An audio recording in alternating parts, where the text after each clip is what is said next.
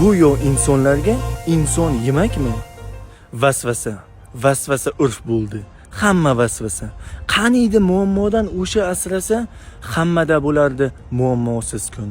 Bezotasan, tinching yo'q, kuning go'yo tun. Har kecha tinch yotasan, fikrlar uyg'oq. Bir necha savolu, ming takror so'roq. Nega bo'lish kerak, nega bo'lmaydi? Ishoning, vasvasa hech ham o'lmaydi. Vasvasani deyarli foydasi yo'qdir. Go'yo minglab o'qlar bor, nishoni yo'qdir. Harakatsiz natijani kutamiz uzoq, bu bizga berilgan ko'rinmas tuzoq. O'g'rilar haq yeyuvchi nafs qullari, iymoni yo'q, nomusi yo'q, hirs qullari. Hech birida vasvasa yo'q, lekin bandadir. Vasvasalar bir kun menda, bir kun sendadir. Haydovchilar ko'chasini o'ylashyapti. Ahmoqlarchi kechasini o'ylashyapti. Vasvasa ham kerak, lekin me'yori bor. Ortiqchasi go'yo tubsiz qorong'u g'or.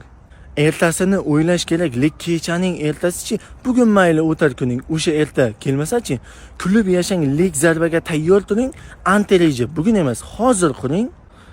Yaxshilikni majburiyat deb nomladik. Uni go'yo nazarga ham ilmadik. Bandasiga isbotlanmang, kutmang rahmat. Isbot bilan topolmaysiz hech bir manfaat. Vasvasachi tili bilan yurish kerakdir. Uy-joy katta hovli qurish kerakdir. Davlatning vasvasasida inson ermakmi? Go'yo insonlarga inson yemakmi?